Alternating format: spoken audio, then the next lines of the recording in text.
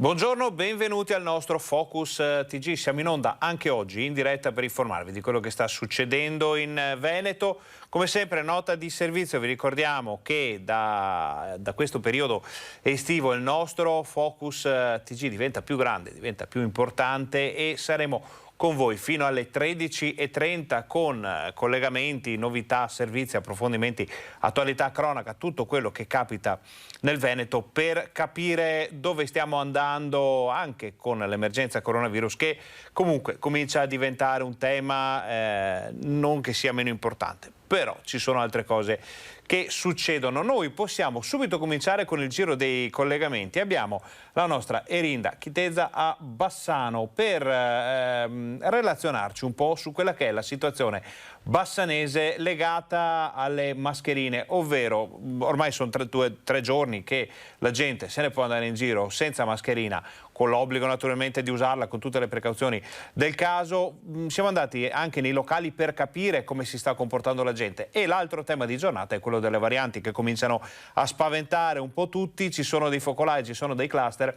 Siamo andati a tastare il polso della città. Buongiorno Erinda, com'è andata? Buongiorno Ferdinando e buongiorno anche a tutti i nostri telespettatori.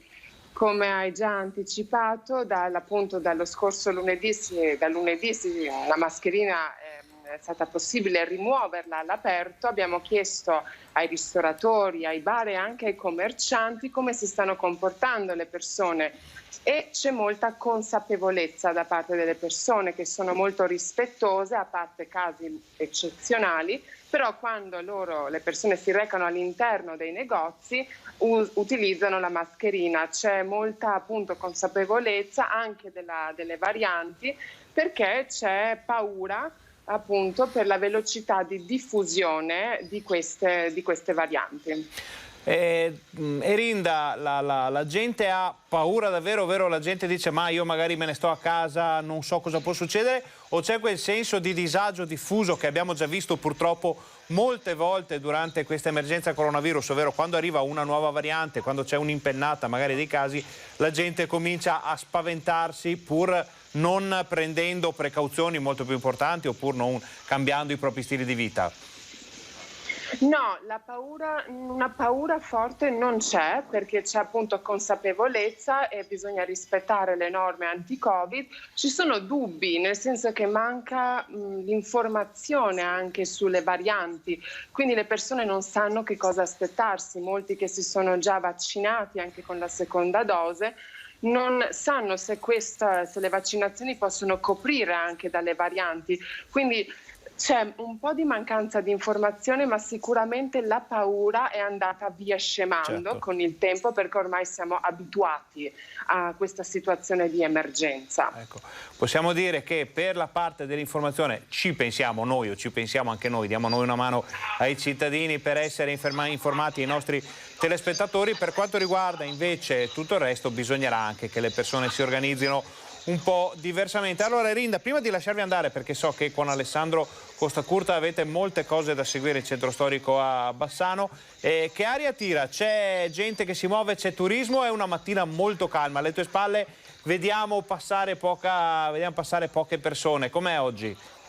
Beh, c'è un po' di movimento, ma ovviamente non è tanto affollato, forse anche perché molte persone hanno già iniziato le ferie, le vacanze estive, quindi magari hanno deciso di andare al mare o sono in altre località, oppure anche perché è ancora orario di lavoro, quindi non hanno ancora iniziato a fare la pausa pranzo.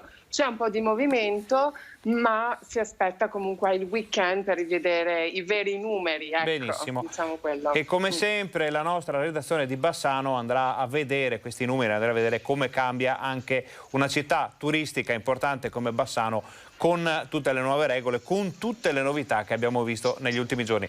Erinda, noi ti ringraziamo per questo collegamento. Grazie. Naturalmente, se ci sono informazioni, annunci, notizie, cronaca importante, non esitate a richiamarci, le daremo in diretta qui al Focus TG fino alle 13:30. Buon lavoro, grazie. Grazie Ferdinando.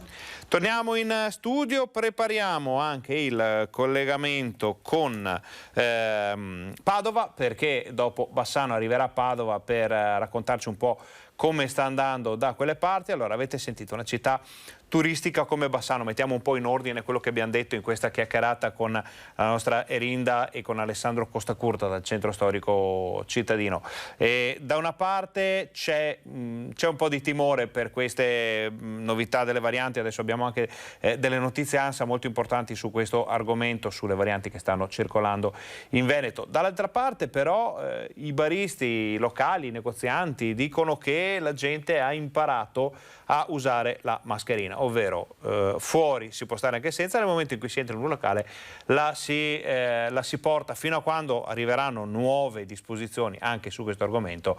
Vuol dire che bene o male la mascherina è entrata proprio nell'uso quotidiano, anche come diceva e come ha detto tantissime volte il governatore Luca Zaia, è come l'ombrello. Si vede che gira Brutaria, ci si porta via l'ombrello, se piove lo si apre, idem per le mascherine, si va in giro con la mascherina in tasca, quando si incappa in un assembramento, si entra in un negozio, si incontrano delle persone di cui non si sa se possano avere problemi o meno, la si mette, poi la si toglie, il tutto legato all'igienizzazione delle mani, evitare gli assembramenti e tutto quello di cui abbiamo parlato finora. Allora, primo collegamento è andato, vediamo se Padova riesce a contattarci per raccontarci un po' come sta andando anche per quanto riguarda il capoluogo padovano. Allora, ci scriviamo al volo con i nostri perché bisogna sempre, questa informazione espressa, come si suol dire, va gestita così. Nel frattempo che Padova si organizza e si prepara a entrare, allora è arrivata una notizia ANSA molto importante sulla faccenda varianti. Allora, è operativo da oggi a Isola Verde, in provincia di Venezia, l'ambulatorio mobile dell'ULSS 3 Serenissima nell'area adiacente alla struttura in cui sono state registrate alcune positività alla variante Delta. Il camper attrezzato sarà a disposizione ad accesso libero e gratuito di chiunque intenda verificare il proprio stato di salute sottoponendosi ai test di terza generazione. Lo ha chiesto questo intervento il presidente della regione Luca Zaia, chiedendo appunto l'intervento dell'unità mobile del direttore generale Edoardo Contatto, con il quale è in costante collegamento. Ho dato disposizione, parole di Zaia riportate all'ANSA, sottolinea il Presidente, che venga messa in atto qualsiasi azione necessaria per la sicurezza della struttura di Isola Verde, oltre che di territori in cui risiedono le persone coinvolte nel focolaio. Come da 16 mesi a questa parte non daremo tregua al virus e impiegheremo ancora maggiore forza a garanzia dei cittadini e dei turisti in questo momento in cui sono ripartite le attività in cui, grazie alla campagna vaccinale capillare condotta, gli indici della pandemia sono in netta flessione. Allora, c'è il camper per la verifica dello stato di salute, dell'eventuale positività dei frequentatori di Isola Verde. Si va avanti con i tamponi, fra poco dovrebbero arrivare, anzi ve le daremo appena arrivano, i nuovi dati che vengono forniti una volta al giorno, vengono forniti una volta ogni 24 ore riguardanti il Veneto, ed è importantissimo, sono importantissimi quelli di oggi perché ci possono far capire se l'arrivo delle varianti, l'arrivo di queste schegge impazzite, chiamiamole così, sta creando qualche difficoltà, sta riportando magari indietro, facendo fare qualche passo indietro alla nostra regione per quanto riguarda l'emergenza coronavirus. Adesso possiamo andare a Padova perché vediamo Chiara Gaiani che con Francesco Ratai è in una delle piazze più belle del capoluogo padovano. Vediamo la classica piazza padovana con il mercato cittadino alle sue spalle. Ricordiamo che Padova, tra l'altro, è una città che vive moltissimo ancora del mercato, c'è proprio il tessuto sociale, commerciale padovano vive molto ancora del mercato settimanale, che è una cosa che non si vede dappertutto. È una visione che rischiamo di perdere, speriamo di non perderla. Chiara, ci confermi? Sì, buongiorno Ferdinando e buongiorno a tutti i telespettatori. Vi confesso, questa è la mia piazza preferita del centro storico, Piazza dei Signori, dove tradizionalmente c'è il mercato, insomma, gli abiti, addirittura un banco di tappeti che io credo di non ricordare, mentre per quanto riguarda il tradizionale mercato di frutta e verdura dobbiamo spostarci alle nostre spalle andando verso la zona dove c'è anche il comune, il Liston, nelle piazze delle erbe e soprattutto dei frutti.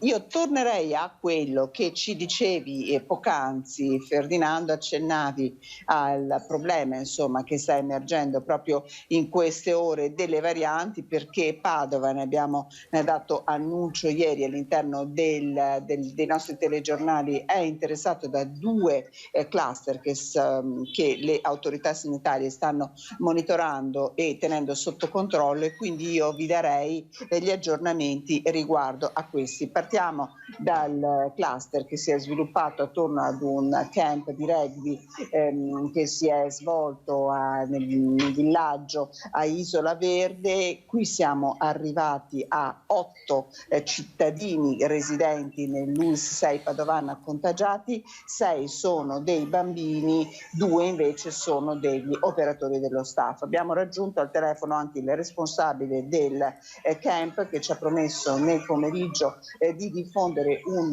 comunicato stampa e poi di contattarci. Lui non è positivo in questo momento, ricordiamo positivi alla variante Delta, ma si trova in isolamento, in quarantena. In totale, afferenti a questo camp che si è svolto all'interno di un villaggio, sono 14 i positivi, ma le redini su questo le sta tenendo l'ULSS 3 Serenissima, che ha la competenza per territorio. Un altro cluster con un'altra variante, la variante Gamma, variante brasiliana, si è invece sviluppato all'interno di un condominio nel quartiere Accella, dove vivono cittadini del Bangladesh, qui contagiati da notizia proprio, guardate, di pochi minuti fa. In totale sono 14, tutti cittadini residenti all'interno del condominio, di cui 3 purtroppo sono in ospedale, 2 in terapia semi-intensiva. Una donna che non era stata vaccinata invece si trova in terapia intensiva, questo da venerdì scorso. E c'è un aggiornamento anche per quanto riguarda la situazione di una 49enne padovana non vaccinata positiva alla variante Delta, che si trova in terapia intensiva. Sono risultati positivi anche il marito e il figlio di questa donna e sono in corso ovviamente anche i tracciamenti del SISP per quanto riguarda tutti i contatti, quelli definiti stretti. Ecco, questo per quanto riguarda la pagina coronavirus. Tra l'altro le notizie di queste ore: ci sono ancora 10.000 posti disponibili per i vaccini nell'ULSS 6 Padovana, quindi è ancora possibile prenotare la dose di vaccino, che sappiamo è l'arma purtroppo vincente. Chiara, allora già così vediamo che la situazione comincia a farsi un po' complessa. Voi avete già avuto modo di tastare il polso dei padovani su questo argomento, oppure anche solo magari bevendo il caffè al bar con qualcuno? C'è quell'aria di paura di cui parlavamo prima con la nostra redazione bassanese, che serpeggia quando le cose in questa pandemia cominciano a cambiare anche solo di poco, naturalmente in negativo? Ecco, allora, la preoccupazione ovviamente c'è, anche se c'è grande fiducia nella campagna vaccinale, perché i dati insomma ce lo confermano. Le persone colpite più gravemente in questa mini fase di ripresa sono persone che non erano vaccinate, quindi diciamo che un timido segnale di speranza c'è anche tantissima voglia però di riprendere la vita, di ripartire, e c'è grande attesa a Padova per il 3 di luglio, sabato prossimo, via I Saldi. Abbiamo parlato anche con un responsabile, con i presidenti di Confesercenti, che ci raccontava che i negozianti ma anche i cittadini insomma contano molto su questa stagione che ripartirà da sabato. Saranno 42 milioni di euro quelli che si muoveranno nella provincia di Padova, con 1.500 negozi interessati e aperti. Le amministrazioni comunali da Cittadella, Padova, per poi parlare insomma Essimo, Secce, tutte stanno sostenendo questa notte con l'organizzazione di serate proprio un po' dedicate, no? Questa notte dello shopping per quanto riguarda il sabato, quindi c'è anche voglia, c'è anche tanta voglia di ripartire. Ovviamente lo si deve fare con la massima responsabilità, e questi sono appelli che insomma tutti noi continuiamo a ripetere ormai da tantissimi mesi dall'inizio della pandemia. Ci sono delle regole, le regole ci proteggono, tante volte insomma l'abbiamo anche potuto toccare con mano. Se noi riusciamo a rispettare queste regole, speriamo insomma che veramente riusciamo in parte a frenare la circolazione del virus. Queste cose che ti sto dicendo le dicevano anche le autorità sanitarie ieri, perché certo ci hanno dato i dati, ci hanno raccontato quello che sta succedendo, ci hanno anche detto rispettiamo le regole, l'autunno dovrebbe essere diverso. Allora Chiara, in questo momento la pubblicità incombe, noi dobbiamo fare un breve spot. Abbiamo altre notizie da Padova da dare, perché se mi dici che possiamo stare le diamo dopo la pubblicità, altrimenti ci salutiamo, ci risentiamo poi nel corso della nostra informazione. Allora, se vuoi un flash, vediamo, Sì? insomma, noi eravamo qui perché ieri c'è stata questa ordinanza del sindaco, tra virgolette, anti-musica, e i residenti sono un po' perplessi, per quello siamo in questo momento. Allora Chiara, facciamo così, se per voi non è un problema, noi facciamo 2 minuti giusti di pubblicità, vi aspettiamo qui. Al ritorno dalla pubblicità raccontiamo rapidamente ai nostri telespettatori questa strana ordinanza che lascia perplessi. Allora, con la regia di Fabio Verin noi facciamo una brevissima pausa pubblicitaria, state con noi, torniamo fra pochissimo con le novità da Padova.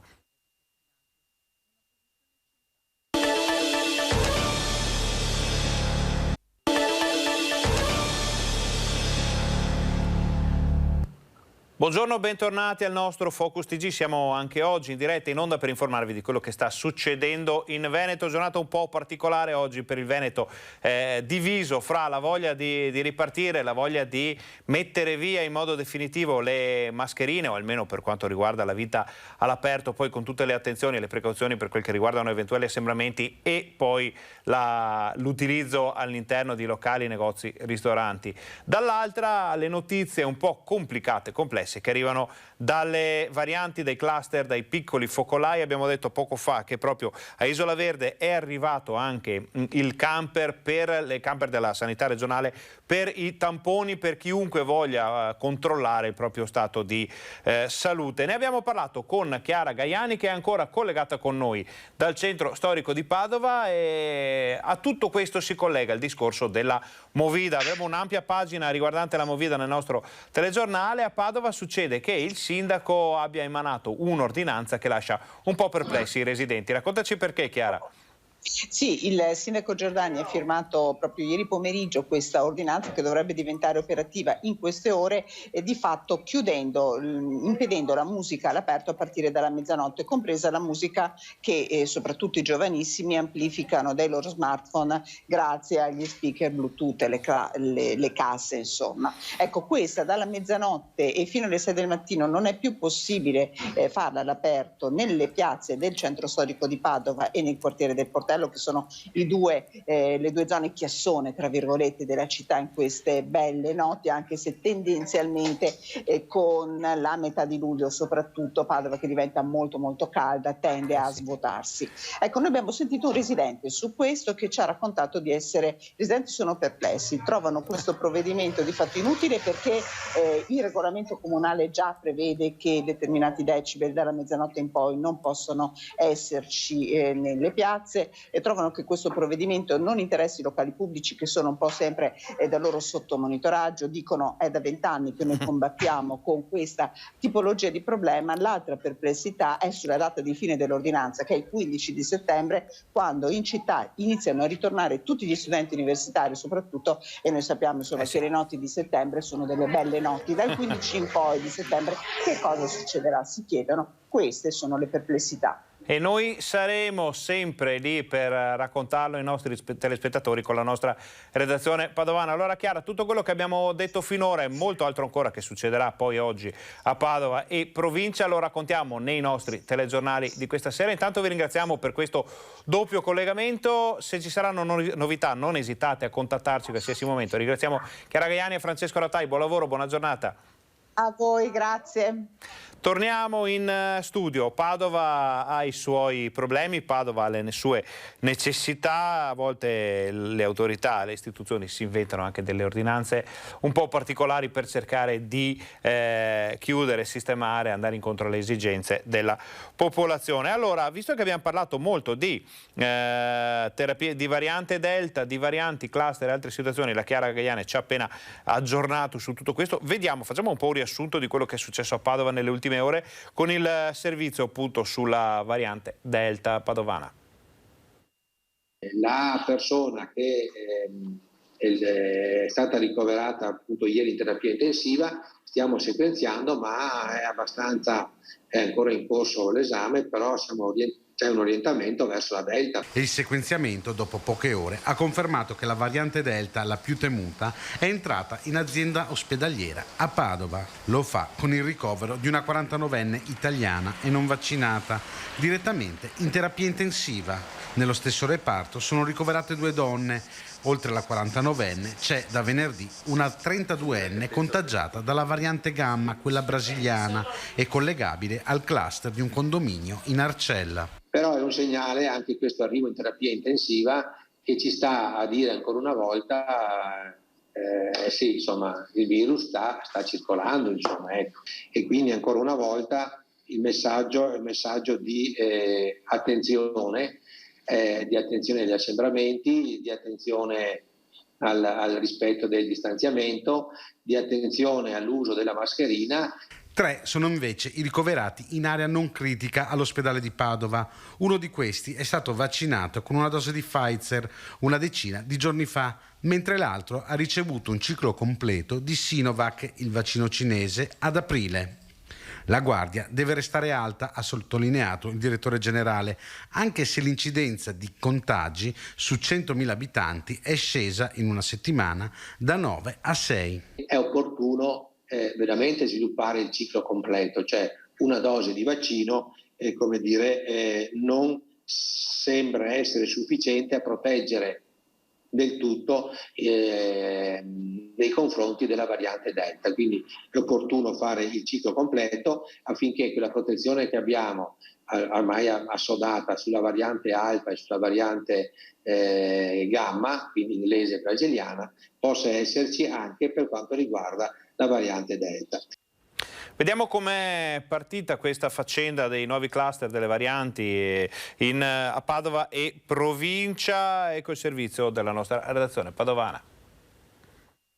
Il virus, la variante Delta in particolare, ma non necessariamente solo quella, comunque continua a bussare alle nostre porte. Tant'è vero che abbiamo avuto la settimana scorsa addirittura un condominio di persone che si sono positivizzate a una variante, la variante brasiliana, ed è notizia di questa mattina che in un centro estivo presso Isola Verde nel Veneziano si sono positivizzati 5 ragazzini residenti a Padova su un totale di 10 in isolamento, lì sia a causa della variante Delta. Fonte ufficiale, notizie che speravamo di non ascoltare così presto. 2 cluster nel territorio dell'ULSS 6 Euganea, uno da variante brasiliana, l'altro da variante Delta. Il primo si è sviluppato in un condominio del quartiere Arcella di Padova, abitato da cittadini del Bangladesh.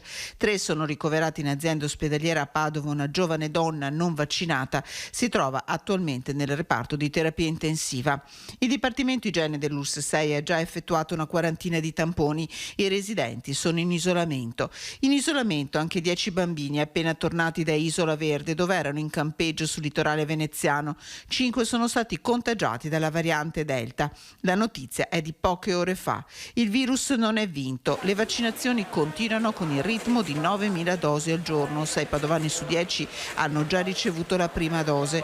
L'ULSS ha aperto in queste ore altri 7.500 posti che vanno ad aggiungersi ai 6.400 ancora liberi in fiera. Questo è per dire quanto importante è continuare appunto con questa campagna di vaccinazione che deve veramente coprire il maggior numero possibile di persone.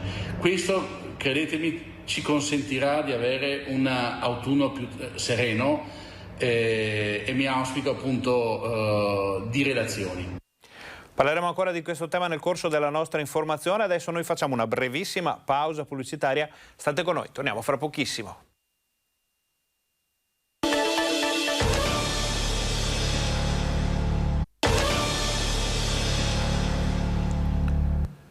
Buongiorno, bentornati al nostro Focus TG. Siamo in onda anche oggi in diretta per informarvi di quello che sta succedendo in Veneto. Abbiamo già visto le novità padovane, Padova che si è svegliata preoccupata dalle notizie riguardanti le varianti, i cluster, la situazione un po' complicata che si sta creando a questa particolare recrudescenza dell'emergenza coronavirus. Non abbiamo ancora i dati sotto mano per vedere, come dicevamo prima, se sono aumentati effettivamente i numeri della pandemia in Veneto oppure se si tratta di cluster, di situazioni contingenti talmente limitate e già coperte che non possono creare problemi. Lo vedremo nel corso della nostra informazione. Adesso voliamo subito a Vicenza, dove c'è Gabriella Basso con Federico Cibotto che ci aggiornano sulle novità dall'area iberica. Buongiorno.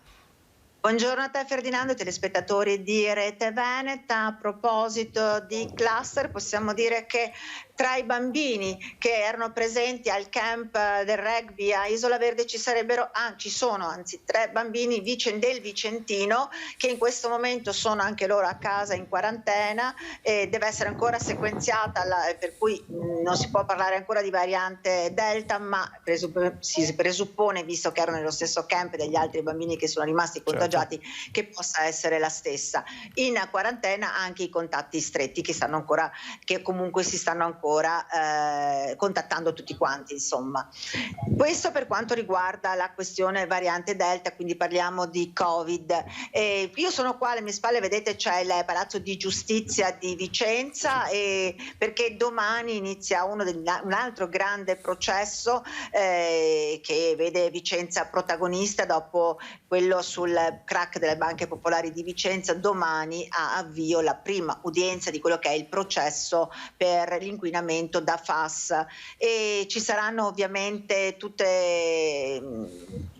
le mamme no FAS, i comitati, ci saranno gli avvocati, sarà deciso, ci saranno probabilmente anche nuove costituzioni di parti civili, sarà un'udienza abbastanza lunga, ci spiegavano, e ovviamente per il Covid, vista la possibilità di grande presenza di persone, e le aule qui al Palazzo di Giustizia di Vicenza non sono particolarmente grandi per contenere tutti quanti, probabilmente sarà necessario, hanno adibito un'altra aula in videoconferenza, diciamo, in modo da poter seguire il processo. Sarà un processo molto importante perché è un processo legato alla questione ambiente, questione sanità, sono processi che sono molto difficili e particolari, sono 15 gli imputati tutti rinviati a giudizio, sono centinaia le parti che si sono costituite, parti civili, e abbiamo almeno 100-150 testi da sentire, quindi sarà anche questo un processo molto importante, che farà storia probabilmente anche in questo settore. Vista la situazione, visti i pregressi, di certo farà storia, darà insomma almeno una linea. Potrebbe essere, alcuni lo mettono alla stessa stregua di quello che è successo negli Stati Uniti con casi analoghi, quindi lo seguiremo da vicino. Si parla della possibilità di una sorta di class action addirittura, quindi bisognerà capire appunto come si evolverà, anche se questa prima udienza chiaramente sarà quasi un'udienza tecnica, certo. Sicuramente, però potrà essere anche definito un calendario delle prossime udienze che potrebbero essere almeno 3 al mese, si parlava, però anche raddoppiare vista la mole di testi, certo. Insomma, testimoni, periti, insomma, che dovranno essere ascoltati. Benissimo, allora Gabriella, oltre a queste notizie di cronaca giudiziaria, abbiamo altre novità da Vicenza in questo momento? C'è qualcosa di importante che finirà nel TG di questa sera? Guarda, parleremo sicuramente anche di Green Pass, perché c'è la questione delle discoteche, sai che adesso qua a luglio potranno riaprire, ma questo Green Pass crea non pochi problemi nella gestione, di capire come funzionerà e soprattutto come potranno muoversi le discoteche in maniera chiara, quindi avremo un servizio anche su questo argomento. Parleremo di piste ciclabili, sono tantissimi gli argomenti, parleremo anche di cronaca, perché c'è stato un salvataggio nella notte di un uomo di Arsiero che era andato in passeggiata ed si era veramente incastrato in una specie di tunnel nelle rocce, insomma, e quindi è stato salvato nella notte. Abbiamo un arresto per sostanze stupefacenti stupefacenti per spaccio con tanto di inseguimento. Insomma, ci sono tantissime notizie, il telegiornale di Vicenza di questa sera sarà molto ricco. Come sempre Vicenza non lesina le notizie. Possiamo dire anche, lo ricordiamo ai nostri telespettatori, approfittiamo della vostra presenza virtuale qui al Focus TG, che la nostra redazione vicentina segue molto quelli che sono, quelle che sono le istanze, le necessità, le priorità della città, dei quartieri e anche della provincia. Quindi segnalazioni, cose che non vanno bene, problemi, degrado, ma qualsiasi cosa, perché abbiamo visto che ogni quartiere che stiamo seguendo in questo periodo ha le sue peculiarità, ha le sue necessità. C'è chi lamenta di problemi di degrado, c'è chi lamenta problemi di droga, di rumori notturni, c'è qualcuno che invece ha bisogno di piste ciclabili, di strade, parcheggi, tutto quello che può essere utile a migliorare la vita dei cittadini, non solo dei nostri telespettatori, ma di tutti quelli che vivono naturalmente a Vicenza e provincia, può essere segnalato alla nostra redazione, che si occupa poi di andare sul posto, controllare, magari ci sono effettivamente grossi problemi, poi portarli all'attenzione delle autorità e a cercare, se non di risolvere, perché è molto complicato, però di dare una mano, di portare all'attenzione del grande pubblico quelle che sono le esigenze. Abbiamo qualcosa che bolle in pentola su questo argomento?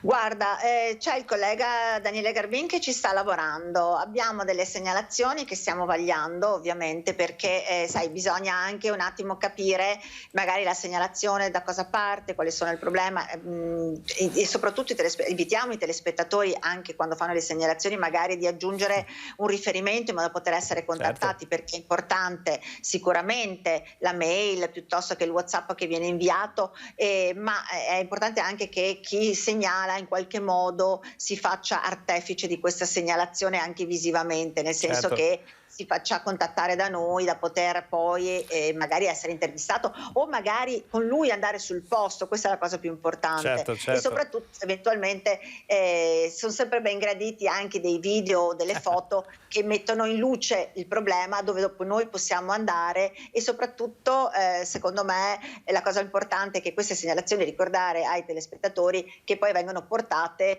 alle autorità competenti, che cercheranno di dare una risposta che magari non sarà immediata, non sarà il giorno dopo, ma si prendono l'impegno di prendere in considerazione la segnalazione e di provvedere a risolverla, certo, come abbiamo fatto tante volte anche per esempio sulle buche, e c'era un piano poi di asfaltatura, è arrivato un piano di asfaltatura che magari non è arrivato il giorno dopo la richiesta, la segnalazione del telespettatore, perché piuttosto che rattoppare la buca col solito bitume si è preferito fare un lavoro più ampio di asfaltatura complessiva, e appunto magari togliendo l'asfalto ammalorato, ecco. Anche perché se giusto per spiegare ai telespettatori, certo, che non è che anche perché il giorno una risposta. Se il tacon, come si dice in gergo, fosse stato peso del buso, noi saremmo tornati per raccontarlo ancora una volta. Allora, intanto la mail è vicenza@reteveneta.it, poi ci sono nei nostri siti, su Facebook, ci sono tutti i riferimenti per contattare la nostra redazione. Gabriele, intanto vi ringraziamo per questo collegamento molto importante.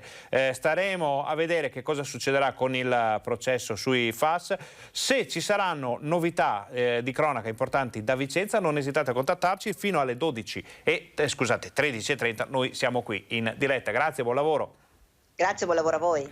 Torniamo in studio. Prima di andare in pubblicità, una notizia che è arrivata pochi istanti fa, che è anche di servizio in un certo senso, perché erano stati fissati per domani i funerali di Beatrice, la ragazzina 14enne, molto nota a Bassano, che ci aveva insegnato a vedere il mondo con gli occhi di una persona con qualche problema. Era disabile, era in carrozzina, ha portato avanti delle battaglie anche con noi di Rete Veneta per le necessità, i problemi, le esigenze delle persone con difficoltà.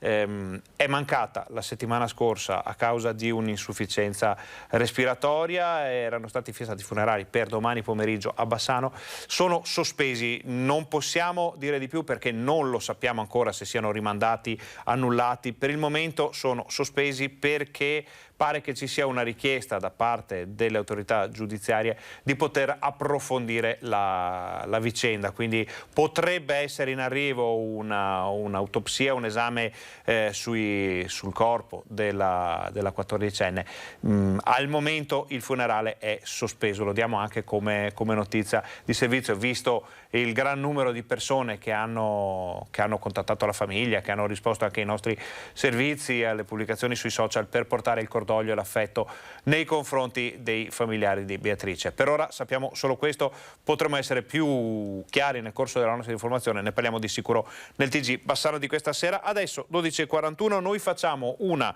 brevissima pausa pubblicitaria, state con noi, torniamo fra pochissimo.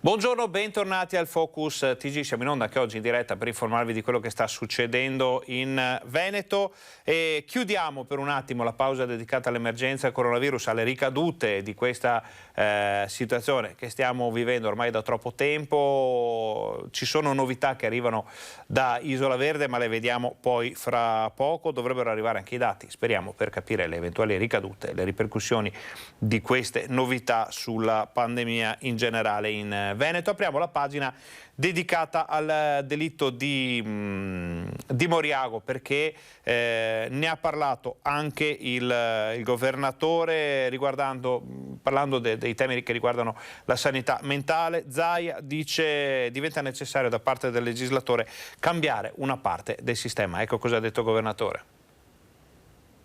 Diciamolo fino in fondo che a certi livelli bisogna cominciare a ipotizzare che ci vogliono cure più intensive. Luca Zaia non usa troppi giri di parole, il sistema fa capire deve cambiare e puntualizza subito, a scanso di equivoci. Non si parla di riaprire certe strutture che la storia ha bocciato da tempo, ma di dare la possibilità alla sanità e alle istituzioni di poter intervenire con più forza di fronte a certe situazioni. L'orrore di Moriago si poteva evitare? Zaia difende l'ULSS 2, che ha ribadito di aver monitorato la situazione anche dopo che Biscaro aveva deciso di interrompere la terapia. Ed è qui, sostiene il governatore, che qualcosa deve cambiare. Materia per legislatori, non per presidenti di regione. La storia di questa persona che ha così barbaramente ammazzato Elisa Campeol è la storia di una persona alla quale evidentemente quelle cure non sono state sufficienti. Io vedo una storia di una persona che i sanitari che chiamano a casa, che si informano, hanno firmato anche il consenso per non avere neanche più, diciamo, la visita, quello che è. Insomma, dicevano che il ragazzo stava bene, però evidentemente non stava bene. Una vicenda che continua a scuotere, che accende polemiche e attacchi anche forti. Di corresponsabilità morale dei tagli ai servizi psichiatrici ha parlato Monsignor Ermanno Crestani, presidente dell'Associazione Tutela Salute Mentale. Di Veneto fanalino di coda parla il PD regionale, che ha chiesto a Palazzo Balbi i numeri del problema, mettendo sul piatto la cifra dei 54 euro di spesa pro capite per la sanità mentale, contro i 78 euro di media nazionale, meglio soltanto della Basilicata. Ma Zaia rigetta subito la polemica, tornando a quell'inciso iniziale. Il problema da risolvere, dice, è di poter intervenire. Sono numeri che non hanno nessun senso spiegati così. Cioè, 54 euro che mette il Veneto con un sistema sanitario eccellente valgono come 2 volte o 3 volte quelli che mette qualcun altro che ha una sanità inesistente. Ma di cosa stiamo parlando? Ma la devi inserire in un contesto di sanità? Perché è inutile che io dica che la Calabria invece di mettere 54 euro ne mette 70 o 80. Ma qual è il livello di sanità della Calabria rispetto a quello del Veneto? Vale la pena mettersi là con la polemica, ma pensate cosa? Che quei familiari pensino che se invece di 54 euro a 60 euro o 70 euro avremmo risolto il problema ma dai, per favore. E la salute mentale, il disagio di molte persone è aumentato a dismisura durante il lockdown, ma anche durante questi mesi di ripresa e del boom. C'è un'escalation di richieste di aiuto, ne abbiamo parlato con uno psicologo. I colleghi, tutti, sia quelli del servizio pubblico che quelli del privato, in linea di massima in questo momento hanno liste d'attesa perché la quantità di persone e anche la difficoltà delle situazioni che devono essere affrontate sono davvero, come dire, inedite e mai viste. Una sofferenza quasi collettiva manifestata dai cittadini con numeri che Marisa Galbussera, psicoanalista e consigliera dell'Ordine degli Psicologi del Veneto, non esita a definire inediti. I mesi di chiusura hanno lasciato un segno evidente che adesso, nel momento di ripartenza, molte persone faticano a gestire, soprattutto i giovani e giovanissimi, un disagio difficile da leggere.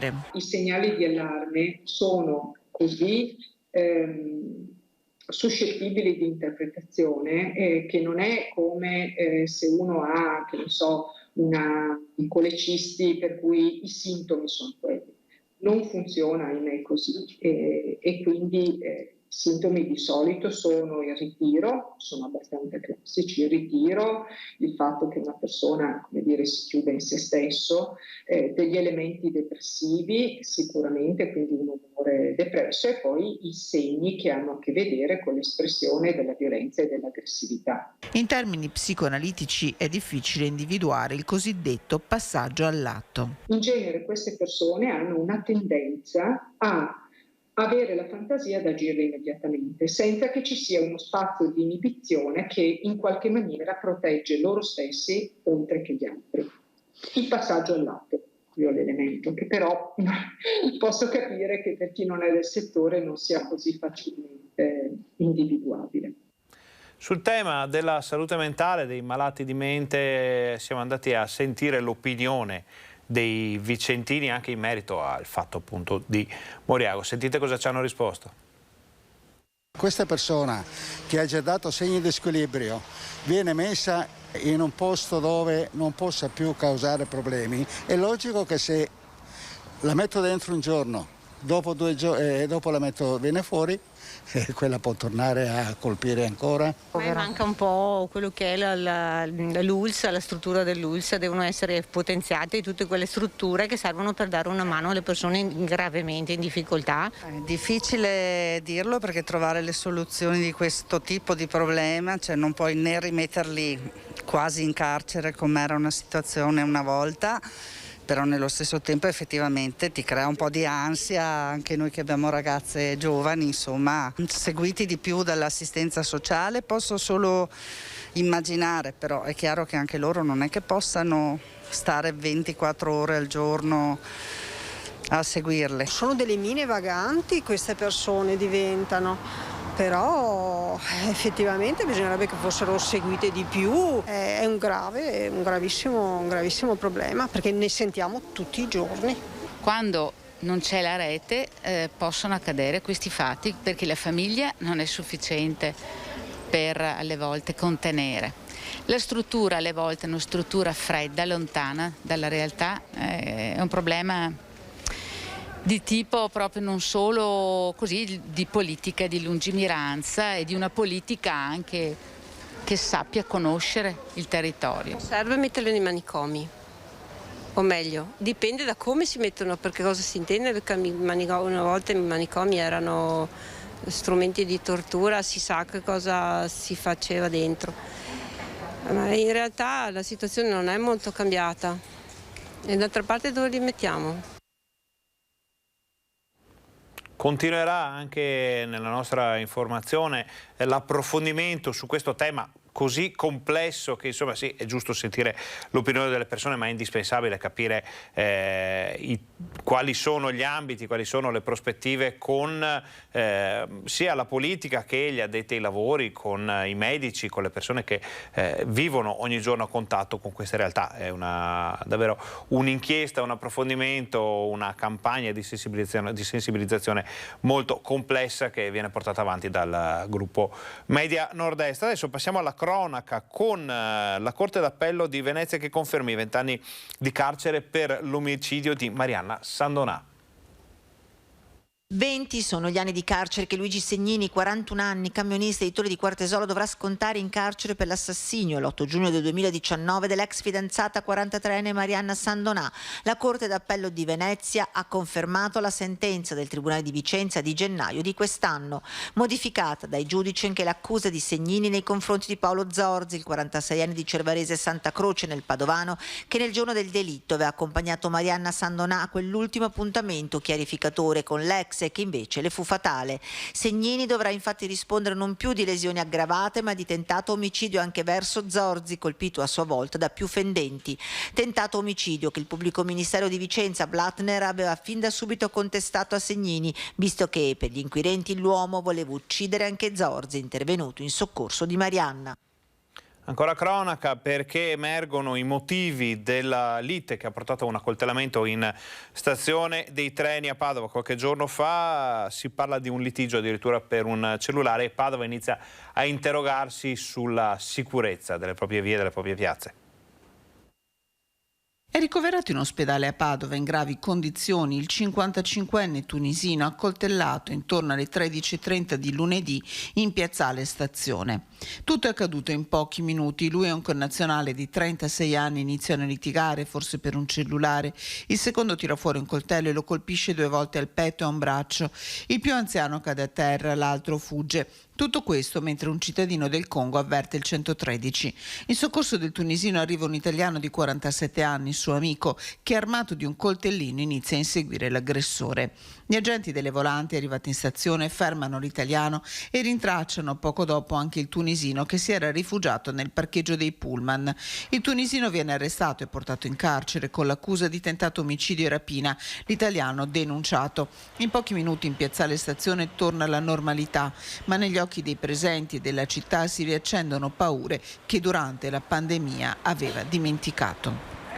Allora, sono arrivati pochi istanti fa in redazione i dati riguardanti l'emergenza coronavirus in Veneto. Come sempre sono 2 le tabelle, le grafiche che vediamo assieme. Cominciamo da quella relativa alle vaccinazioni. Allora, è aggiornata alla mezzanotte, quindi sono gli ultimi dati disponibili, li vediamo assieme per la prima volta perché sono arrivati proprio pochi istanti fa. Sono state somministrate in Veneto nella giornata di ieri 45.044 dosi, per un totale dall'inizio della campagna di vaccinazione di 4.140.537 dosi. Le prime dosi inoculate ieri sono 19.468 per un totale dall'inizio della campagna di 2.643.198. I cicli completati nella giornata di ieri, vedete che ormai ogni giorno sono sempre più i cicli completati rispetto alle prime dosi, sono 25.576 per un totale di 1,5 milioni dall'inizio della campagna vaccinale. Dosi somministrate su dosi fornite 92,7%, quindi corre la campagna, ma ci sono abbiamo magazzino per così dire. Seconda grafica di questa tabella, le percentuali. Allora, il 54,5% dei veneti ha avuto la prima dose, il 30,3% dei veneti ha avuto il ciclo completo. Questo è molto molto importante. È altrettanto importante questa tabella che ci dice che il 96,4% degli over 80 è coperto con almeno una dose. Le percentuali scendono, potete vedere, in modo proporzionale con l'età, più giovani meno dosi, e scendono anche per quanto riguarda i cicli completi, sono 33,6, però vediamo che gli over 60, gli over 70 fino agli over 80 sono coperti, e sono coperti anche i disabili e i vulnerabili. 77,9% ha avuto almeno una dose, 68% dei disabili coperto completamente, 80% di vulnerabili una dose, 66,8% il ciclo completo. Siamo molto molto avanti con le vaccinazioni. Vedete nelle ultime 3 settimane dati altissimi, sopra le 300.000 inoculazioni per settimana. Questa settimana con appena 2 giorni inizia già a essere molto molto avanti. È plausibile che si supererà la soglia delle 330.000 unità. Vediamo come sono messe le varie ULSS. 800.000 per Padova, 733.000 dosi inoculate per la Scaligera, 731.000 per la Trevigiana, 546.000 per la Serenissima e poi tutti gli altri a scendere, però questa è la conferma che la campagna sta correndo davvero rapidamente.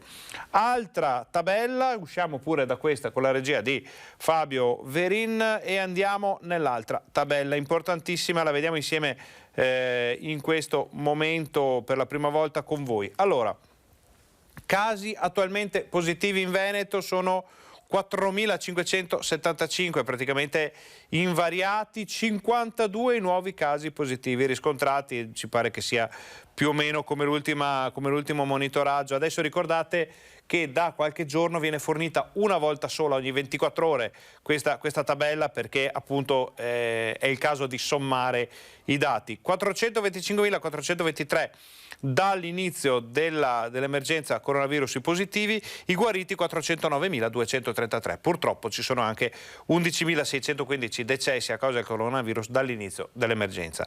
Scendiamo nella seconda parte della tabella, che è altrettanto importante perché ci parla della situazione sanitaria. Allora, 250 persone ricoverate in area non critica, di cui 205 negativizzate, 45 ancora positive, un dato di 1 a 4, 1 a 5 quasi, quindi molto molto importante. Solo 22, possiamo dirlo, solo 22 in terapia intensiva, di cui 15 negativizzati, solo 7 positivi. Stiamo correndo verso il numero 0 nella casella dei positivi in terapia intensiva. Questo sarebbe un dato epocale veramente, visto quello che abbiamo vissuto. Bilancio negativo di 8 unità in area non critica, bilancio negativo di un'unità in terapia intensiva. Purtroppo c'è stato un decesso, fino a quando non vedremo lo 0 continuativo per giorni e giorni in questa casella non potremo dirci fuori dall'emergenza. Torniamo in studio, queste erano le tabelle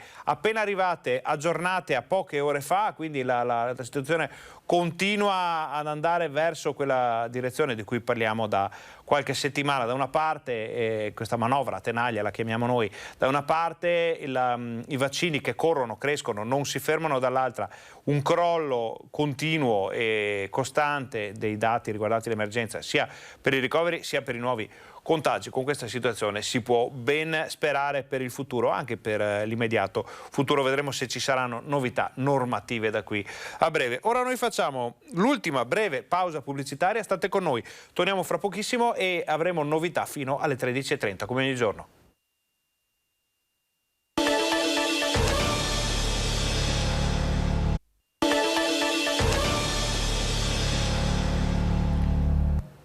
Buongiorno, bentornati alla Focus TG, siamo in diretta anche oggi in onda per informarvi di quello che sta succedendo in Veneto. Allora, chiudiamo la pagina della cronaca e torniamo a parlare un po' delle novità, delle ripercussioni, delle ricadute di questo momento dell'emergenza coronavirus sulla vita di ognuno di noi. Allora, intanto una notizia appena arrivata in redazione: non ci sono evidenze di varianti nell'ULSS 7 pedemontana. Parliamo di dati che riguardano la zona dell'ULSS bassanese. Ci hanno appena confermato non ci sono varianti presenti, non ci sono cluster, non ci sono problemi. Ci sono delle dinamiche che porteranno a interventi molto importanti da parte dell'ULSS 7 pedemontana, ma ne parliamo nel telegiornale di questa sera. Invece come si può dire, la diminuzione della pressione riguardante l'emergenza coronavirus ha riportato in auge la cosiddetta Movida, ormai tutti la chiamano la Movida, e con tutti i problemi legati a queste serate un po' rumorose. A Vicenza si è deciso di fare la Movida a numero chiuso, residenti e commercianti dicono bene, ma si può fare di meglio. Vediamo il servizio.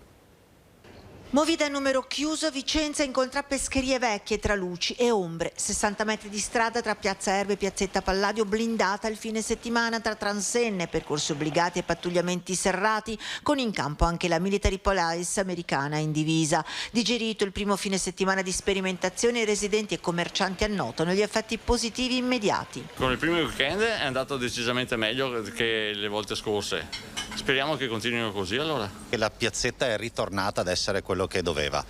L'abbiamo vissuta, diciamo, in una maniera positiva, perché ci voleva un controllo, ci voleva un intervento nel caso delle forze dell'ordine, del comune, di tutti gli enti.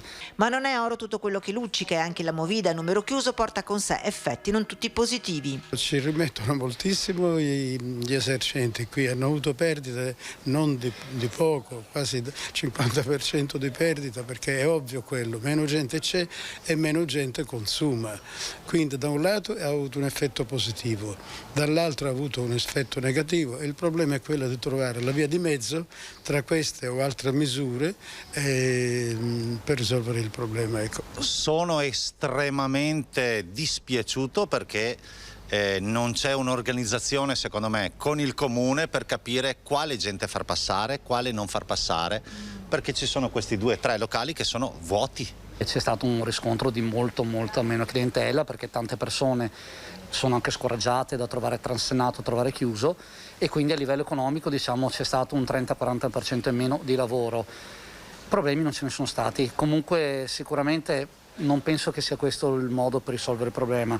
E soprattutto sembra non essere risolutiva. C'è da dire che comunque la gente passa bene o male, è pieno di ragazzi ubriachi, soprattutto davanti alla mia porta di casa, devo spesso chiedere permesso per uscire. Nonostante ci siano le transenne e tutto. Ha aiutato un pochino, diciamo, però mi aspetto comunque la presenza di più forze dell'ordine, perché senza di loro vedo che appena vanno via le forze dell'ordine la situazione torna come prima. Cioè, perché a mezzanotte finisce il servizio di pattugliamento. Esattamente, dopo la mezzanotte torna tutto come prima. Purtroppo è così. Vabbè, quindi vi aspettate che mai venga prolungato il servizio eventualmente? Sì, questo assolutamente. Questa era Vicenza. Belluno ha situazioni, problemi molto simili. Ne abbiamo parlato con il sindaco Massaro.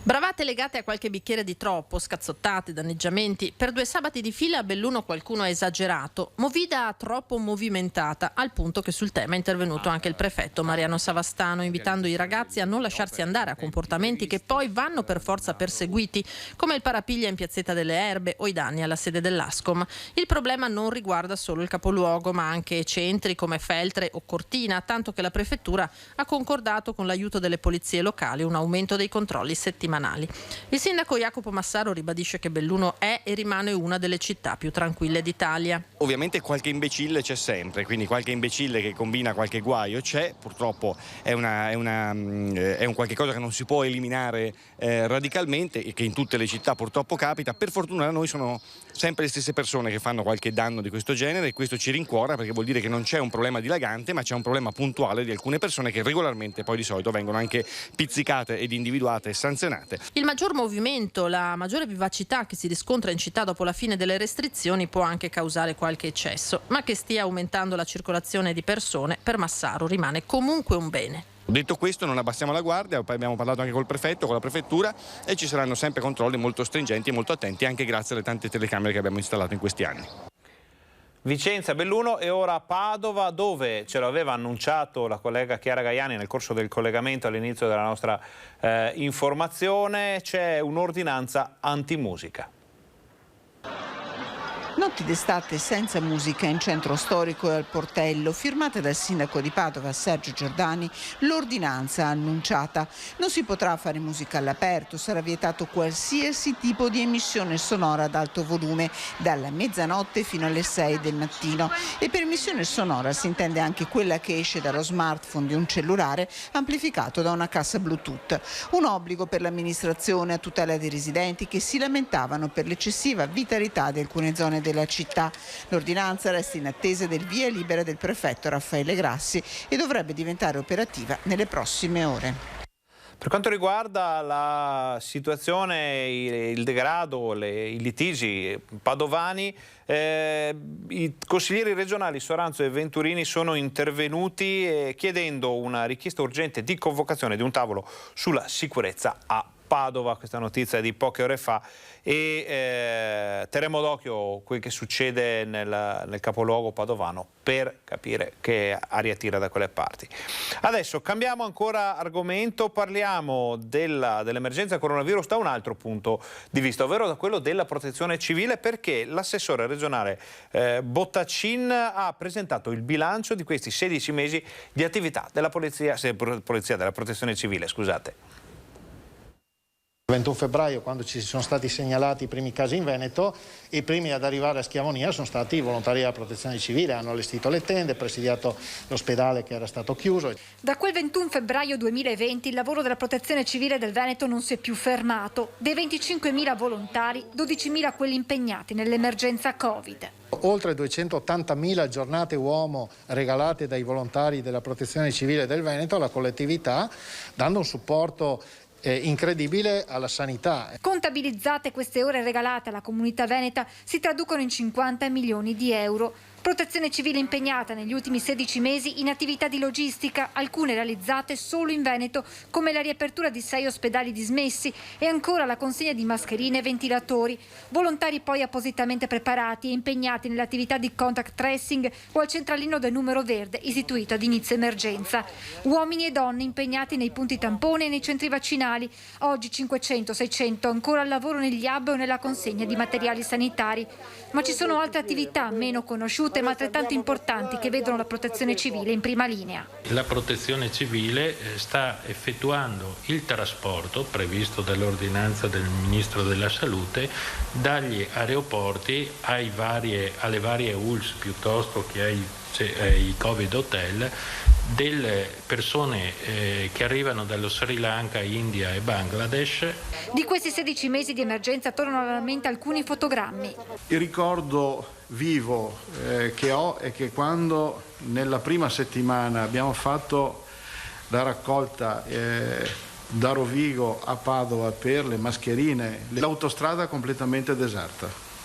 Il fermarsi per la strada e non vedere un veicolo passare. Non c'è stato solo il Covid ad impegnare i volontari. Abbiamo avuto 15 situazioni emergenziali rilevanti in questo anno e mezzo, quindi più o meno una al mese. La più impattante è stata quella di inizio dicembre 2020, ha piovuto più del 1966, quando ci furono oltre 100 morti in Veneto, ha piovuto più del 2010 quando mezzo Veneto si allagò. Tutte le opere di prevenzione che sono state messe in campo in questi anni dalla Regione, dalle province e dai comuni stanno dando esito positivo. Ci sono state le emergenze meteo, gli aiuti per l'alluvione in Emilia-Romagna, gli interventi per le nevicate dello scorso inverno e gli incendi boschivi. Protezione civile sempre pronta ad intervenire laddove sarà necessario. Abbiamo una parte del Veneto che è a rischio rilevante incendio boschivo e ci sono anche previsioni, soprattutto nelle aree montane, di eventi meteo rilevanti, quindi temporali. Ovviamente noi siamo pronti ad affrontare qualsiasi situazione. Per quanto riguarda gli eventi meteo rilevanti di cui parlava pochi istanti fa l'assessore regionale alla protezione civile Giampaolo Bottacin, il presidente della Regione del Veneto Luca Zaia con un proprio decreto ha dichiarato lo stato di crisi a seguito delle violente grandinate che ieri hanno interessato la zona della Pedemontana Trevigiana. Il decreto rimarrà aperto anche in vista delle avverse previsioni meteo per le prossime ore e in attesa che i comuni interessati effettuino le opportune ricognizioni e il censimento dei danni provocati dal maltempo. Zaia ha anche avviato le procedure per lo stato di calamità naturale per il ristoro dei danni che hanno interessato le attività agricole della zona, in particolare le colture vitivinicole. Abbiamo visto la bordata di grandine che ha colpito nelle scorse ore l'area davvero della Pedemontana Trevigiana, una risposta immediata da parte della Regione, una risposta immediata invece da parte della polizia che ha notificato il foglio di via da Padova ai nomadi che avevano fatto il bagno, vi ricorderete, in una fontana del centro. La scena di un gruppo di ragazzi nomadi che usano la fontana della Stanga come doccia, che vi abbiamo presentato anche nei nostri telegiornali, aveva scatenato le reazioni dei residenti del quartiere che chiedevano un intervento deciso delle forze dell'ordine. La questura, in sinergia con le forze di polizia locale, ha avviato un provvedimento di allontanamento da Padova per una famiglia composta da 9 figli, tutti minorenni tranne uno, e 2 genitori. La città di Padova fa squadra, abbiamo avuto una collaborazione intensa con le forze dell'ordine e con la Polizia di Stato. Avevamo intrapreso un percorso perché purtroppo a Padova c'era una situazione che era inopportuna. Avevamo provato con i servizi sociali a fare un percorso di integrazione nei confronti di una famiglia di nomadi che purtroppo non aveva riportato alcun tipo di risultato. Avevamo provveduto con delle ordinanze a cercare di tutelare una parte della nostra città. Purtroppo tutto quello che abbiamo provato a fare non ha dato esito positivo. La questura di Padova ha deciso di emettere questo foglio di via. Ai nomadi è stato notificato il provvedimento del questore che prevede il rimpatrio a Torino, loro comune di residenza. Il gruppo di nomadi si era fatto notare in tutto il quartiere e all'interno del centro commerciale Giotto con comportamenti molesti. Chi sbaglia paga, per cui chi disturba, chi delinque, chi sporca, mi spiace, non fa parte di Padova, deve essere allontanato. Per cui grazie al questore, collaborazione con la polizia locale, l'assessore Bonavia. Problemi di ordine pubblico anche a Borso del Grappa, vi ricorderete avevamo mandato in onda qui proprio sul Focus TG una richiesta, un appello da parte del sindaco Flavio Dall'Agnol che aveva raccomandato ai suoi cittadini di mantenere la calma perché da più di una settimana la località ai piedi del Grappa era presa di mira da vandali e ladri che avevano razziato case e abitazioni, non solo di notte, anche di pomeriggio. C'era stato qualcuno che si stava organizzando per una risposta autogestita su questo tema e il sindaco aveva fatto un appello. Però ci dicono dalla regia che possiamo andare, chiedo conferma, sì, possiamo andare a Isola Verde dove c'è Anna Maria Parisi in collegamento. Proprio per far vivere meglio tutta la popolazione. Ecco, un altro aggiornamento, Francesca. Sì. Vi restituisco la linea, ci sentiamo più tardi. Grazie. Allora, questo era il finale di un collegamento in diretta di Anna Maria Parisi. Adesso vediamo se riusciamo a parlare con la nostra collega per fare il punto sull'emergenza, sul piccolo cluster esploso nelle scorse ore proprio a Isola Verde con un gruppo di ragazzini e un gruppo di adulti anche di un camp sportivo che sarebbero risultati positivi che sono risultati positivi a una delle varianti che stanno circolando in Veneto in questo momento. Allora noi siamo sempre pronti ad andare con la linea a Isola Verde, nel frattempo che aspettiamo conferme dalla nostra regia vi facciamo un po' il riassunto della situazione, anche perché è arrivata poco fa, l'abbiamo letta all'inizio di questa informazione, di questa fase della nostra informazione. Allora, noi adesso abbiamo Anna Maria Parisi in collegamento qui con noi per raccontarci com'è la situazione. Siamo corsi con la nostra redazione veneziana immediatamente sul posto. Anna Maria, qual è la situazione ora? Buongiorno.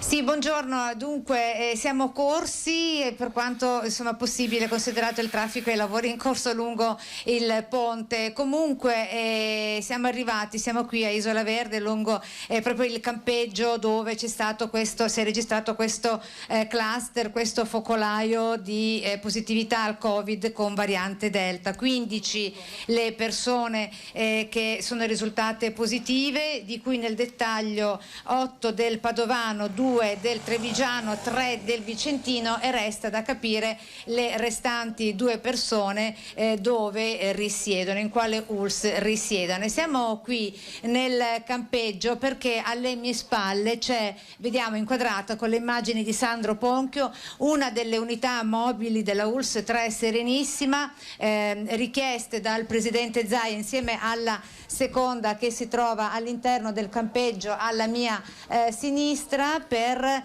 effettuare un'attività di screening, di monitoraggio per tutto, non soltanto per tutto il personale che lavora all'interno del campeggio, ma anche per tutti gli ospiti. Già un'ottantina i tamponi effettuati da questa mattina. Nella serata di oggi si avrà nel dettaglio il bilancio fornito naturalmente dalla ULSS 3 Serenissima per capire quale sarà stato l'esito di questo screening. Ripetiamo, voluto fortemente come attività di monitoraggio e cautela e sicurezza contro questo virus del nostro presidente di regione Luca Zaia. Prima avevo intravisto una delle dottoresse del Dipartimento di Prevenzione. Ecco, la vedo, sta in linea, che vado a recuperarla. Buongiorno dottoressa. Siamo in onda con Rete Veneta. Buongiorno. Allora, dottoressa Federica Boin del Dipartimento di Prevenzione, Servizio Igiene e Sanità Pubblica, ULSS 3 Serenissima. Buongiorno.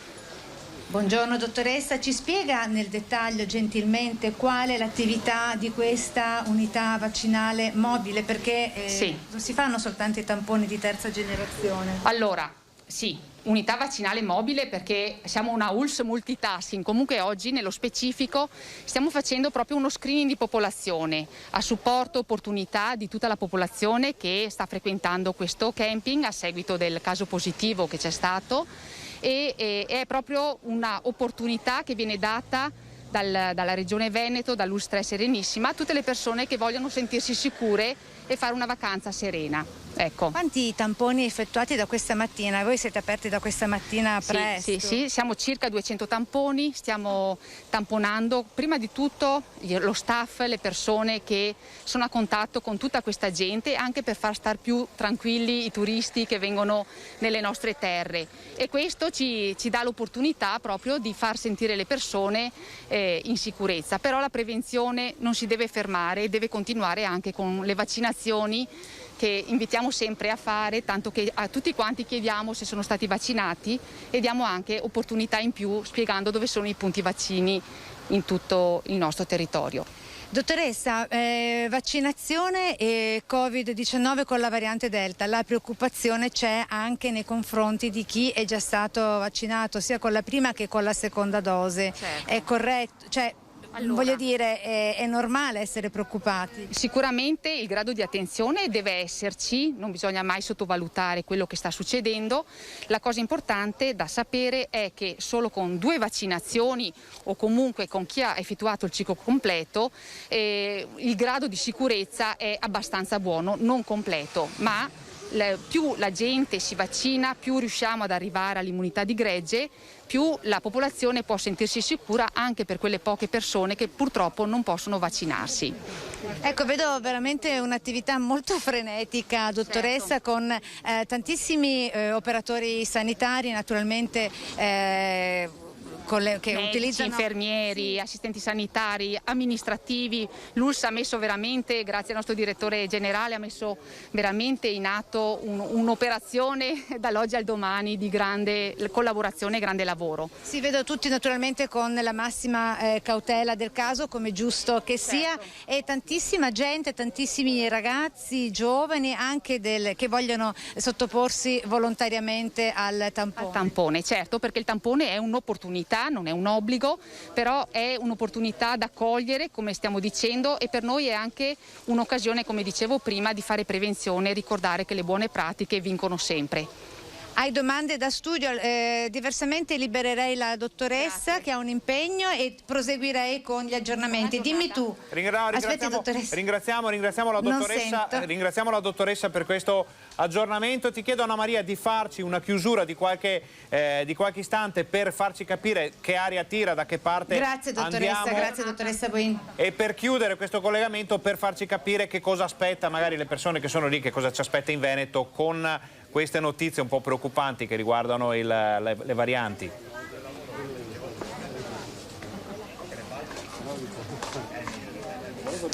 Beh, allora, in Veneto domani per il Veneto, così come per tutto il resto d'Italia, ci sarà l'incontro dei presidenti di regione con il generale Figliuolo per fare il punto sulle vaccinazioni, per capire a che punto stanno le forniture attese in tutta Italia, e quindi questo è l'appuntamento che riguarda tutti quanti noi nella giornata di domani. Nel frattempo, per quanto attiene al cluster scoperto in questo campeggio già la settimana scorsa, c'è da dire che su tutte le 51 persone del camp rugby, perché da lì è venuta fuori la notizia che appunto prendevano parte a questo camp rugby, quindi bambini, ragazzi, genitori e operatori, tutte le 51 persone sono state sottoposte al tampone, tra loro, come dicevamo, 15 sono quelle risultate positive, e di cui si sta ora dopo ora con le tipizzazioni, l'esito delle tipizzazioni che arrivano dalle varie ULS di competenza, cresce il numero delle persone risultate positive alla variante Delta, e tutte le altre persone, per quanto negative, naturalmente sono in quarantena. Questo è partito tutto da martedì scorso, quando uno dei bambini che doveva prendere parte alla prima settimana del corso di rugby, che appunto era iniziata la volta di lunedì, comincia ad avere martedì dei forti mal di testa. Questo è un bambino di 9 anni del Padovano. Mercoledì al mal di testa si aggiunge la febbre anche alta, ecco perché è stato fatto il tampone, da qui il bambino è risultato positivo, ed ecco perché poi sono stati sottoposti a screening tutte le persone che sono entrate in contatto con lui, i suoi contatti più stretti, ma anche quelli più allargati, perché capisci che poi il bambino va dall'amichetto vicino di camper, dai suoi familiari, ed ecco che poi si estende così la cosa, come già sappiamo tutti oramai. E quindi tutto è partito martedì della settimana scorsa, mercoledì col mal di testa, la febbre e il tampone, l'esito del tampone è positivo, e poi lo screening di massa, tutte le 51 persone già descritte la volta del fine settimana scorso. Adesso il camp rugby è chiuso, e lo sarà per i prossimi giorni. Dovevano tenersi 3 settimane di camp rugby. Adesso dall'inizio di luglio, dal prossimo 4 luglio, l'organizzatore da noi contattato, che è a casa in quarantena a sua volta, ha detto che uscirà con un comunicato stampa anche per fare il punto sulla situazione delle varie prenotazioni che aveva registrato con le varie famiglie e i bambini. Anna Maria, noi ti ringraziamo per questo importante collegamento. Quindi al momento non ci sono altri aggiornamenti. Benissimo. Ti restituisco la linea. Ringraziamo Anna Maria Parisi per questo importante collegamento. Avete visto una situazione in continuo divenire. Noi ve la racconteremo, vi daremo tutte le informazioni di cui disponiamo nei nostri telegiornali, nei telegiornali delle nostre emittenti. 1 ora e mezza di Focus TG. Abbiamo visto notizie, in questo caso da Isola Verde, con il cluster, con questo focolaio, mini focolaio al momento di variante Delta, di cui abbiamo parlato finora. Abbiamo visto Padova con i suoi problemi di ordine pubblico, di Movida, Vicenza, anche la giudiziaria di Vicenza col processo FAS che inizia domani, a Bassano, una Bassano che ha voglia di ripartire. Insomma, ogni giorno raccontiamo questo Veneto che cambia letteralmente sotto i nostri occhi. Lo raccontiamo qui nel Focus TG, lo raccontiamo con la regia di Fabio Verine, e anche con tutte le informazioni che ci arrivano da voi telespettatori, tutte le segnalazioni che poi noi seguiamo, approfondiamo e portiamo all'attenzione di chi di dovere. Detto questo, siamo infine della nostra informazione. Vi ringraziamo per essere stati con noi, vi diamo appuntamento appunto TG Bassano, TG Vicenza di questa sera per tutti gli approfondimenti di quello che abbiamo sentito finora. Vi auguriamo un buon pomeriggio.